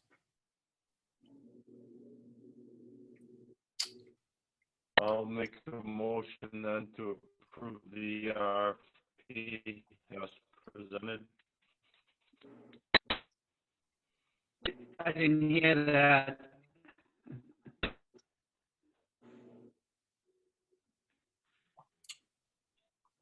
Pat made a motion to accept the RFP for lot 2 as presented.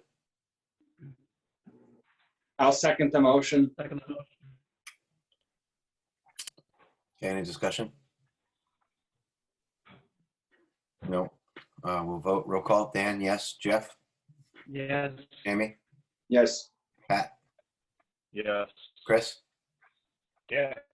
Okay, unanimous? Okay. Sounds good. Moving on to item 5, which is the old business. We have the fiscal year 21 budget discussion. I don't know how you want to frame this for us here, Ryan, but what are your thoughts? I don't want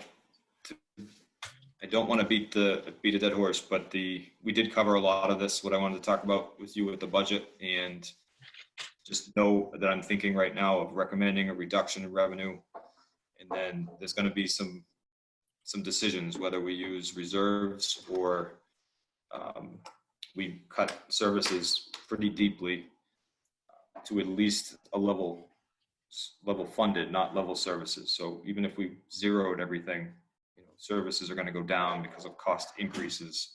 So that budget discussion is coming. I'll have some recommendations, and I know the finance committee is meeting as well. So I don't think any of that's a surprise, but it's important to know that that's what the next month's going to look like.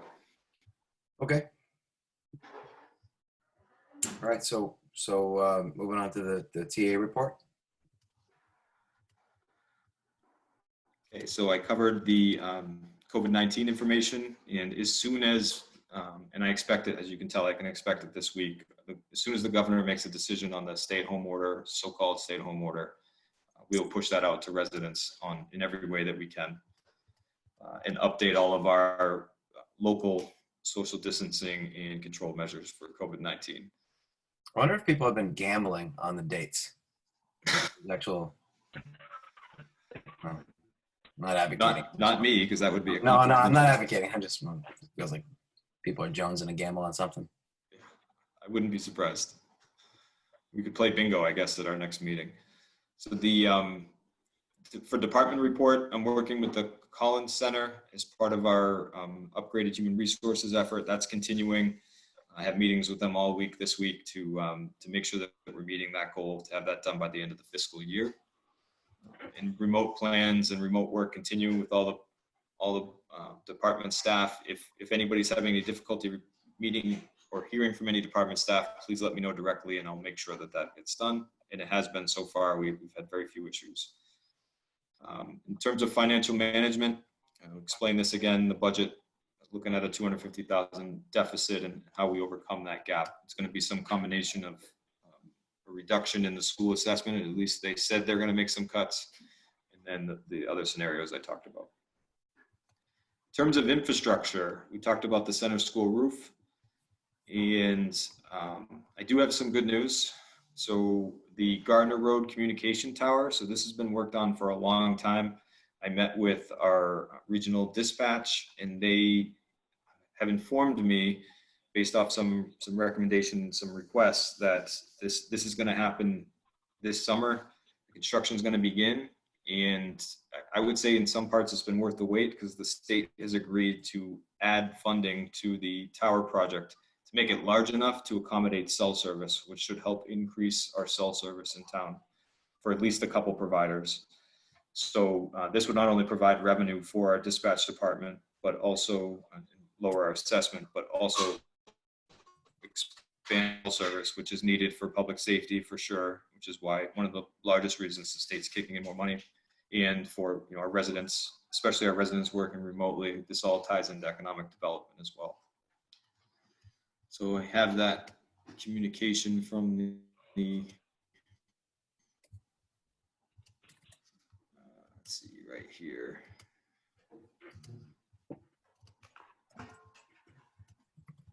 So this is the status report from, there's more information in your packet on this. This is the status report from the dispatch center. Here's the timelines people are concerned about. So the site has been marked. This is the across from where the senior center was projected to go, if that had passed, where last year we had discussions about maybe putting a municipal building there across from the pallet factory. So that's where this tower would go. That site's been marked.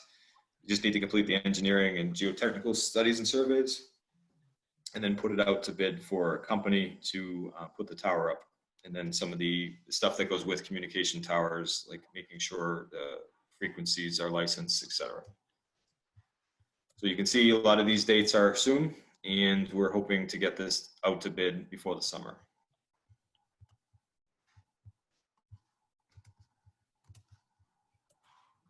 Okay, and then today we had our last MVP workshop.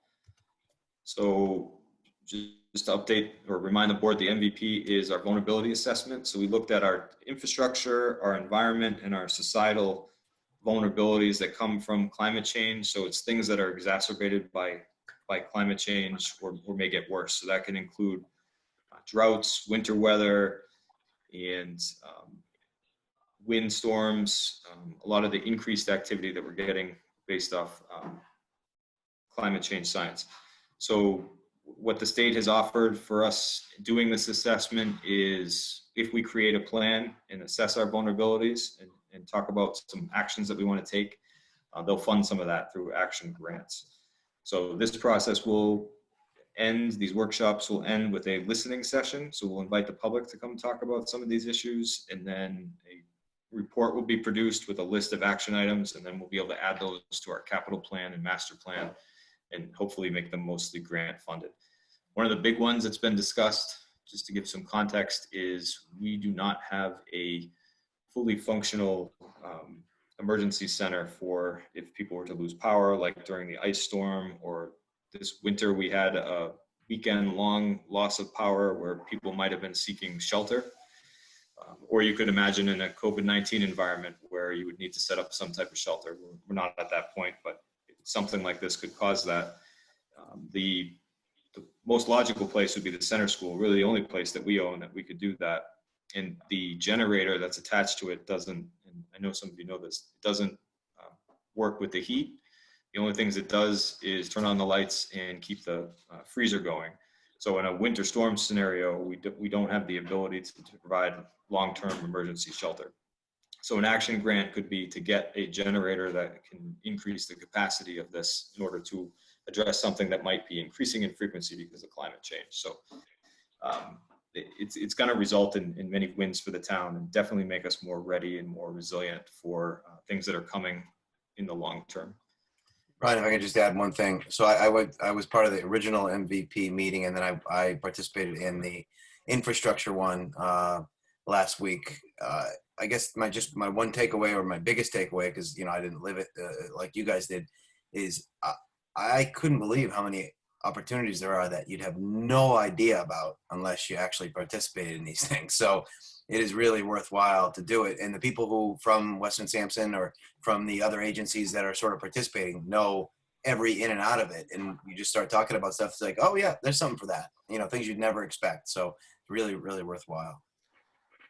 And I'm not going to go on and on about it, but one of the things that will increase, at least based on some of the literature we're getting, is vector-borne diseases, whether that be from ticks or mosquitoes like EEE. We've already seen that impact the town. So we can get action grants for spraying, for ability to modify vegetation, or even provide information campaigns, because the tick season is going to be longer. The vectors are going to be around longer because the winters are shortening. So just a bunch of good information and good stuff to put into our long-term planning. So it's a little weird to do long-term planning in this environment, but we're not stopping with our long-term planning just because we're dealing with a lot of short-term fuses. So then I just want to recognize Chris Barbera, who's our interim library department director. So she's still in her first year, even though she's taken to the job incredibly and just done a great job running our library. So she inherited a very unique situation in her first year as a library director, having to close the library and still provide services. So she's risen to the challenge, coordinated virtual story time for our children. She's been responding to resident needs and providing loan services to residents. I was even able to get a book that my daughter wanted to read. She was able to coordinate that, and I know she's done that for a bunch of residents. So anyone that has a card, like I do, to the library can contact Chris and make sure that there's still library services going on during this situation. That's a very important part of our community. It's the main symbol in our seal, and I appreciate everything Chris has done to make sure the library continues to operate the way we all expect it to. And that is my report. All right, sounds good. That's great. Thanks for that. Okay, well, we'll move on to the next item here, which is an item we always have on, which is policies to review. We have one, which is the disposal of surplus property, which is something we're sort of dealing with right now. So, we've got a town of Phillipston policy that you gave to us to sort of take a look at. Do you have any comments, as we look at this? So would love to, give you this policy and then discuss it at a future meeting. And the board seems to like to have time to digest it. But the main reason for looking at this policy is we're looking at all of them. But also, if you look at our current policy and policies like Phillipston, there's some stuff that's done automatically. So the board can say, if something's worth less than $100, you don't need to bring it to us. Just dispose of it in this manner. Offer it to residents first, and then sell it to them in the most advantageous way, taking in mind all legal statutes.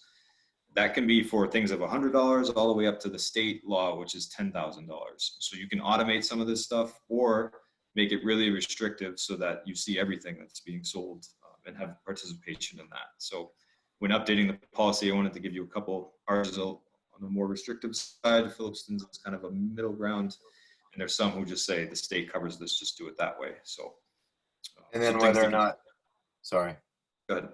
I was just going to say, whose responsibility to put that on, whether or not it's the chief procurement officer, which would be you in our case, or some other entity. Right.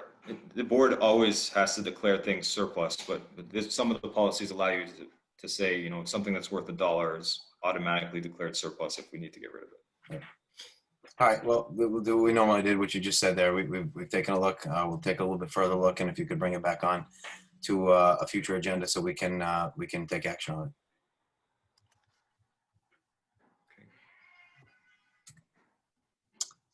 Okay, moving on. We have some appointments and resignations. So we have a resignation, 2 of them. The first one would be Ben LaFortune from the DPW, and the second was Peter Silva, and I guess it's three, Peter Silva and Peter Howard from recycling.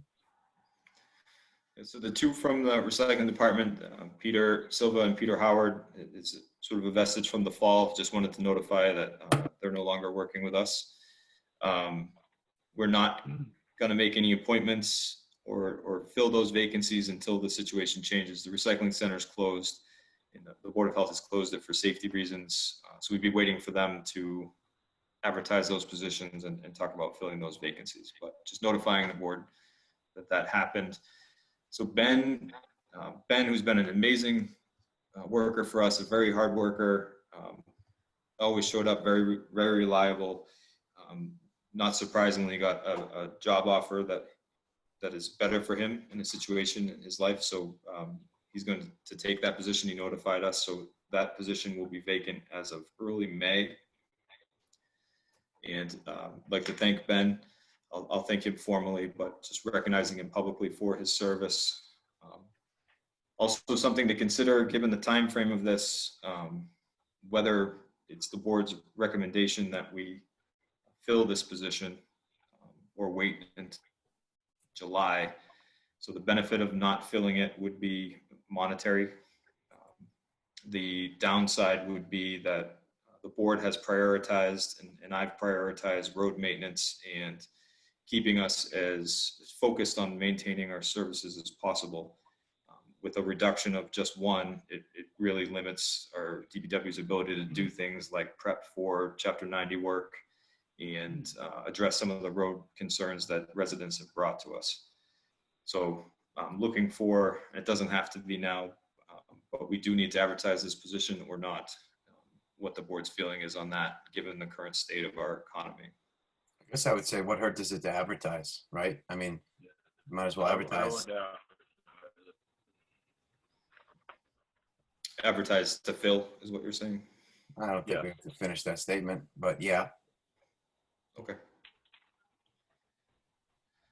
All right, so I'll probably bring this to the board again with a recommendation on, I know we're going to get some good applicants for sure. And Yep. Definitely something that we prioritize. So just wanted to be transparent about that process and that opportunity. Okay, so do we need to, one total motion here to accept resignations? How do you want us to do this formally? You can do one vote for this. I'll make the motion to accept the resignation of Ben LaFortune from the DPW and Peter Silver and Peter Howard from recycling. Second that motion. Any discussion? Seeing none, roll call vote. Dan, yes. Jeff? Yes. Jamie? Yes. Pat? Yes. Chris? Yeah. Okay, unanimous. Sounds good. We don't have any wage authorizations that I see on there, right, Ryan? Done. And we have some minutes from April 20th. All of us were there except for Pat. So April 20th. Make a motion to accept the Board of Selectmen minutes for the meeting on April 20th, 2020. I'll second the motion. Is there discussion? Okay, we'll vote. Dan, yes. Jeff? Yes. Jamie? Yes. Chris? Yeah. Pat? Abstain. Okay, Pat abstains. Thank you. And committee updates. I don't have any. Item 12, matters not reasonably anticipated by the chair. Nothing from me. Anybody else during this item want to bring anything else up, whether on the board or not? No. Anyone on the public or press side, Ryan, that you can see that has raised their hand? So I reminded everyone to type in the chat or virtually raise your hand and nothing. Okay, well, we're at the end.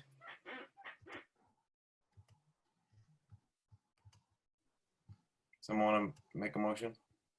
Make the motion. Motion to adjourn. I'll second the motion. Okay. Any discussion? We'll roll call. It's 8:25. Dan, yes. Jeff, Yes. Jamie, Yes. Pat,